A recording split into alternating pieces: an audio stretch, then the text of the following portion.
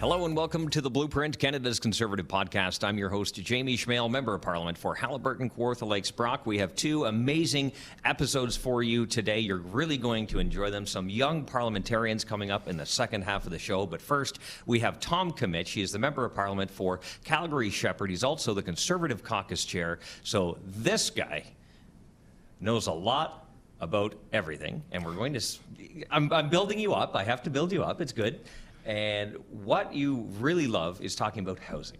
Absolutely. And that's why we brought you on the show today, because housing in a number of major markets and in rural communities as well, especially in mine in Ontario, we're seeing the price of housing going up and wages not going along with it. And you've been fighting this for as long as I've known you. I'm going on 5 years now. Now tell us a bit about some of the battles you've had and where you think we should go. I have a few questions as well. So thanks, Jamie, first of all, for having me on your pod. I really appreciate it. Housing is like an area of interest to me. I've been on this. It's a huge issue, especially for young people. I remember buying my first condo in Edmonton, and I just remember how hard it was to get the down payment together and then being told, basically, you do all the math, you go through all the troubles of saving the money for a few years so you can put down your down payment. And now I see like prices are just become ridiculous in some of our markets. And price is only one part of it. There's a lot of government regulations that go into it. Like I don't have a background in real estate. I'm not a broker in my past life. I worked in human resources. Like that was what I did before. I was a political assistant a way long time ago. Then I did human resources. But housing is such an important issue in my riding. I represent a suburban area of Calgary. And consistently at the doors, I hear people complaining how difficult it is for their kids to qualify for a mortgage. And it's only gotten more difficult with what the government has been doing. So the federal government gets involved in this. CMHC is their main tool for doing this. But there's been stress tests. The B20 stress test has just done a real disservice to young Canadians trying to save to purchase their first home. So maybe we should just remind Canadians what happened in the last Parliament when the Liberals introduced the stress test. So they introduced a stress test basically saying that they were going to put an extra 2% on top of the mortgage that you're qualifying for. And they were saying, well, this was in order to ensure that you could actually afford your mortgage, ignoring things like your income's going to go up over 5 years. They also raised the premiums charged by the CMHC, so the Canadian Mortgage Housing Corporation, which ensures backstops all mortgages in Canada that are under 20% down. Typically, people get 5 to 10% down, and then you purchase your first home, whatever that is. You know, it could be a townhouse, it could be a condo. You're just getting into the market. That's right. A good thing. That's a good thing. It's your very first spot that you're trying to get out of the renting market. Yes. And what the Liberals basically did all across Canada is they took out the top, they pushed people downwards, and then the next thing that he did is those people who were getting out of renting into buying a home, they all now started competing for the same type of housing, whether it's in Toronto, the Toronto region, whether it's Vancouver, Calgary, doesn't matter where you are, everybody's now competing for the same type of real estate. And what happens when you have more buyers than product on the market? The price goes stunning to the Liberals. Yeah, exactly. They didn't know supply and demand, right? That's right. They didn't know about this. Yes. One of the things at the tail end of the Parliament, though, is they introduced something called the first-time home buyers incentive. I want to talk about that. So like that, I think at the time I criticized them for doing this. It's modeled on a British Columbia home ownership program, which failed spectacularly. So I hounded in the last Parliament, and I mean hounded. I went to multiple committee meetings on the same day to chase down the CEO of CMHC to ask him questions about the program. And I remember it because it's still in my mind. At committee, when I asked him the question, where did you get your 100,000 homeowners, Canadians, would be helped by this program? He said the Department of Finance. And I challenged him on. I said, well, that's funny because upstairs, the Department of Finance officials said that it came from the CMHC. And he fumbled around a little bit and got it onto his iPad and then kind of gave me an explanation of the numbers, and they didn't make any sense. And they still don't. Well, it's always good when government planners are taking a failed project and making it into a national project. That's always good because I think, as Reagan said, the more the plans fail, the more the planners plan. Well, exactly, and Reagan was exactly right. Usually he also said that the most dangerous words in the dictionary in unison is, hi, I'm from the government, I'm here to help you. And that's exactly the message the young Canadians got. This is the FDHBI, for your listeners, and for those watching, is a program that basically the government is getting in the business of your home. It's buying a shared equity. So it's like taking your kitchen or your spare bedroom and saying, I own this piece of it. So when you sell your house, I'm going to get a certain share out of it. And obviously, $1.25 billion that was put to this program is a lot of money that's borrowed. It's basically like borrowing on your MasterCard and your Visa when you purchase something. Particularly MasterCard. Particularly MasterCard, priceless, right? It is. And we now know from government documents that this program failed, abjectly failed in its targets. There's been something like 2,700 approved mortgages, which is 2,700 approved mortgages doesn't actually mean a person went through the full step to buy it. It just means they were pre-approved. They went through all the paperwork you have to fill out. There's much more paperwork to fill out on this. So it's a failed government program. It hasn't reached the targets, and just the calculations I've made within my office, they're only going to help about 32,700 people through it if it keeps going. So I have 99 days worth of data because all the government's provided me, but they're way off their 100,000 target, which tells you everything. The Liberal government, they're so good at this. They put out a press release, they overpromise and then underdeliver. It's as if they don't care about actually the operations and mechanics of government. Almost like everything. So let's just quickly, for those watching and listening, the First-Time Home Buyers Initiative, it offers buyers between 5 to 10% of the value of the home. There's no interest required. The catch is that when the house is sold, the government takes back some percentage, basically the same amount. So for those that are thinking of renovating, that's almost a disincentive because you don't want to increase the value too much because you owe the government more money. And how is... I can't, I just don't understand that. No, now having said that, as you pointed out, Tom, it was supposed to help people in the big cities. So the data we have in front of us show that in the big cities, the take-up wasn't there. Mm-hmm. And the biggest take-up was in cities where they didn't intend it, which actually goes against everything. The whole thing they set this up for. Absolutely. So, and that was one of the things I raised them. So I remember being at committee, and I went on realtor.ca. It's a wonderful website. It is. And I used their own price targets, and I basically did a search on what would be available. And there was about 550 homes of various types that were available. Data is an amazing thing. Like the private sector provides so much data, and everything's now being aggregated in real time. So in committee, I'm looking at this, and it's 550. I'm thinking, this is a very expensive program for 550, including, I'm looking at this list, it's the Greater Toronto area, the whole region, and millions of people living there, 550, and I'm looking at this, and it's like parking stalls that would qualify for this. And it's obviously ridiculous. I raised a point with finance officials, with the CMHC and others, and nobody could give me a good answer. And at the time, one of the Liberal MPs on the committee called it, this would be a transformational program. Oh, wow. He used the words transformational, historic, transformational. And I just laughed. I thought, like, and now I have the data to prove it. My intuition was this program would fail based on British Columbia's experience. And only the Liberals would take a failed provincial program and then fail it nationally on an even larger scale. And what worries me the most right now is they're going to take this program in the budget and expand it drastically the way they promised in the federal budget. So if you're worried about your tax dollars, if you're worried about housing for young people and actually doing something for them, there is a much better way to spend $1.25 billion. And what is that way? How can we do it? Obviously, we need to increase supply. There's a lot of things. But also, I also argue municipalities have a role to play too. If they're adding one bureaucratic level of red tape and regulations, getting the shovels in the ground so expensive that affordable housing is hard to do. I also argue that they should also free up the ability for the private sector to help solve the problem, whether it be tiny homes or whatever. It may not be super ideal, but it's better than someone sleeping in the street. It should be housing that's affordable. That's my starting point is you shouldn't pigeonhole people into a certain type of housing. You should let them be able to pick and choose what they want. And you're right, the local level is where most bylaws are created that then raise the cost of actually building a housing development. And I've heard from a lot of builders that say, I have to borrow millions of dollars for large housing development, and every single day I am delayed by local bylaw planning departments is an extra day of interest I'm paying that I have to backstop on the back end. All goes in the final price. So I've seen studies done by the Fraser Institute and others in areas like Vancouver that say, the possible average price of these extra bylaw rules could be as much as $80,000 per unit. There are also provincial rules, provincial standards on construction that might be affecting what's built.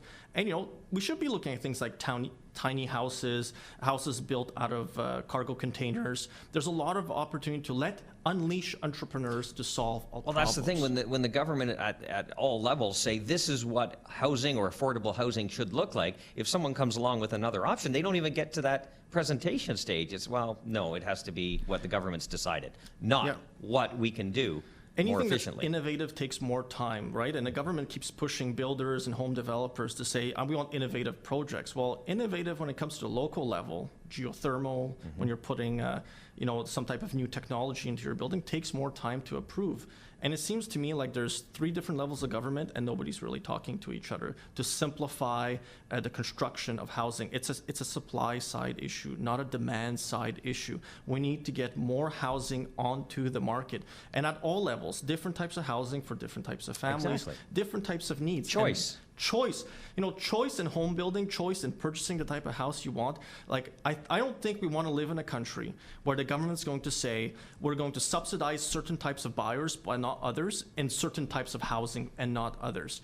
That is not the type of Canada I want to live in. And I also don't want a Canada where the government is wasting $1.25 billion to help supposedly 2,700 approved mortgage holders, which, by the way, brokers have told me it's about 50-50 if those actually go through with the purchase and sale. So, it's a prodigious waste of money, and they should totally rethink where they're going. They should cancel this program and put the money towards something else. It'd be even better if they said we're not going to spend it. We have a $26.6 billion deficit, and I only expect it to grow. Tom Kmiec, Member of Parliament for Calgary Shepherd and Conservative Caucus Chair. I could talk to you about this for hours, but thank you so much for coming in. We have 2 young parliamentarians that are foaming at the mouth to get on the show, so I'm going to have to kick you out. Thank you so much for joining. Thank you, Jamie. Thank you, and we'll be back momentarily. Remember, low taxes, less government, more freedom. That's the blueprint.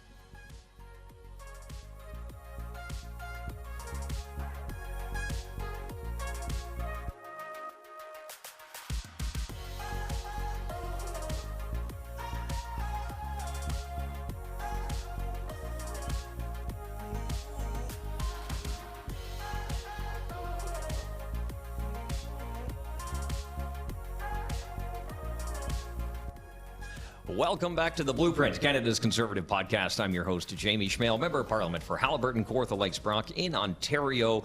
With me are 2 young parliamentarians. I'm so excited to have them here on the program. We have Raquel Dancho. She is the Member of Parliament for Kildonan-St. Paul. She's also the shadow critic for Diversity, Inclusion and Youth. With her is her deputy. We have Eric Melillo from Kenora. He is the newly elected Member of Parliament at the age of 19. Pretty impressive. And also the Deputy for Diversity, Inclusion and Youth and Economic Development Initiative for Ontario. That's a lot of files. You 2 are busy.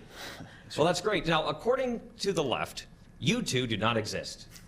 We do not have young people in the Conservative movement at all. This is just an illusion.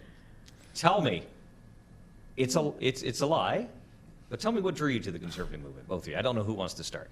Eric, 21, actually. Oh, 21, I'm sorry, I thought it was 19. Yeah. I apologize. 21, no worries. It's still exciting nonetheless. And I understand I am the youngest Conservative to be elected in Canada. Pierre Poilievre told me that he's forever going to resent me for that.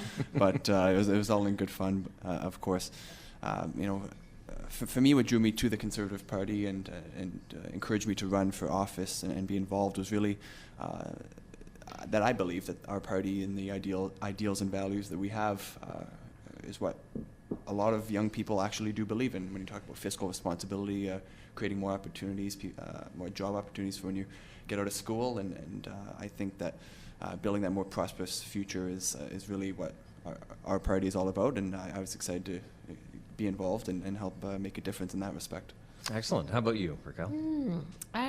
For me, I grew up in rural Manitoba, so there was a lot of focus on. I basically grew up hanging around middle-aged men on the farm and in machine shops and with my dad, and just heard a lot of the difficulties faced by rural people against regulations on their industries, and like the massive disconnect between regular, everyday, hardworking guys and gals, and then these fancy pants people in Ottawa. And then this is the rhetoric I kind of grew up with, and then You're here to fight that. That's right. Really fight for the little guy who can't just call up their neighbor, like SNC-Lavalin with Trudeau, and just say, hey, get me a DPA in that budget and we'll be friends. Yeah, still, we're all good, you know? right? Like, so the people who don't have those connections, who are just trying to work and feed their families and get ahead, those are the folks that I really am motivated to fight for. So that's my story. Maybe it's maybe not a typical one, but I just I find that it's really important to add a diversity of voices, young women, whatever it is, and I think everyone can relate to less government in their life being better. So. Well, I think that's one thing the youth have on their side.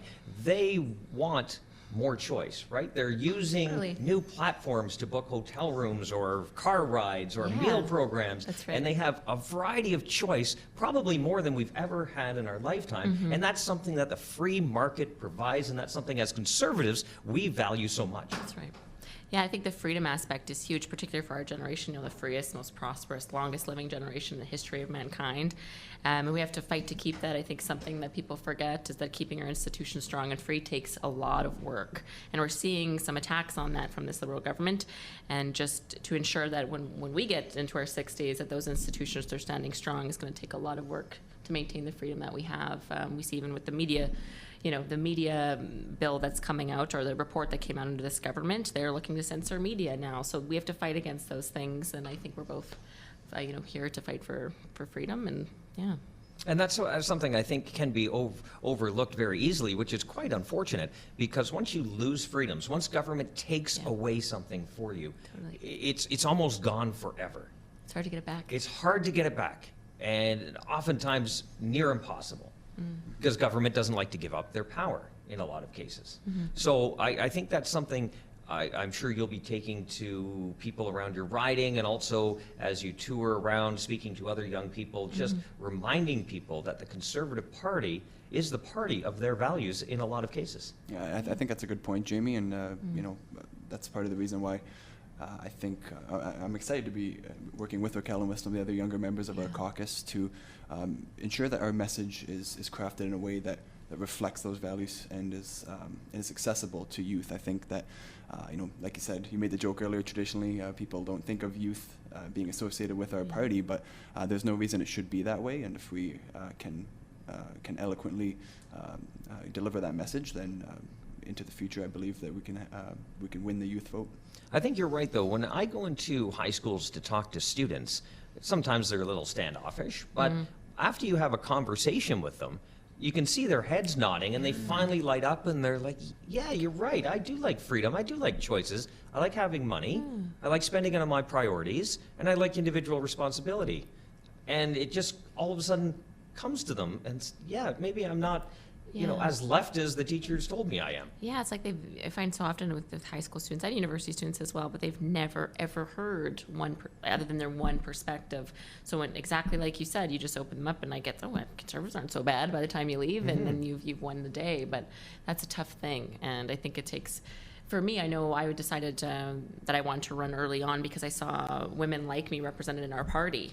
So the more Erics there are, the more Eric Duncans there are, the more me's there are, the more likely we're going to attract younger folks, and they're going to take notice, like, whoa, wait, it doesn't look like a conservative. Who's that, or who's he? I think that's what we need to do for sure, to attract younger folks, absolutely. Yeah, and so just to build on that, I was happy James Bazan, our member from Selkirk and Lake Eastman, came out to my riding and had an event with us. And what he said there, I think, really resonated with a lot of people in the room, is that every single Canadian has to be able to see themselves in our party if they're going to be able to vote for us. So I hope that some of the younger people in our caucus and growing a more diverse caucus will help achieve that. Now, I follow both of you on social media. I know you are both very active, and Eric, you have a massive riding. You have a lot of Northern Ontario, and if anyone's ever driven through Northern Ontario, it almost seems like it's never going to end once you start. So you have been doing a lot of work, doing outreach. You've been going to the various First Nations communities in your riding. What are you hearing from them? I know you're trying to build bridges and show them that conservative values do attract them as well. Absolutely. I mean, my riding it's about the size of France, to put that into perspective, and of course a lot of it is not only accessible through the air or on ice roads to the First Nation communities particularly. So I've been trying to get to as many communities as I can, meet with the leaders, meet with the people, in the communities and just hear what their concerns are. And again, it's it's a lot about affordability. It's about opportunities for the future and for the youth. And I believe that there's a mistrust, not specifically with our party when it comes to the First Nations people, but with maybe the government more broadly. And I'm trying to build those relationships and just sort of roll up the sleeves and get to work. I think that's a message that the Conservatives can get behind and that will resonate with a lot of the people in these communities. And Raquel, you mentioned it earlier about communication. We really need to talk to all Canadians and really get our message out. Is there anything specific that you're working on or like to share with us that might give us some idea where we plan to go with that? Yeah, I think Conservatives have the most success when, and I don't know if this is necessarily, it comes naturally to us to talk about more compassionate, so sensitive, emotional issues that we face, but I find connecting with young people in particular, or just people in general. This morning I was at a forum for young people put on, a nonpartisan forum put on by the federal government. And I'm sure there was a lot of liberals and lefties in the room, but I had an overwhelming response from young women and the men in the room who came up to me after and just said, wow, like your story was really relatable, really inspired me. Like I hope I can do what you did. And I have no idea their political stripes, but they really related to the struggles that I've been through to get where I am. And I think that connection to humanize Conservatives when we're so often, in my opinion, dehumanized by the education system, in universities, whatever it might be, I think that's just so critical to share that human side and have people understand that they can relate to us as well. And that's, I think, a powerful thing we can all do better on.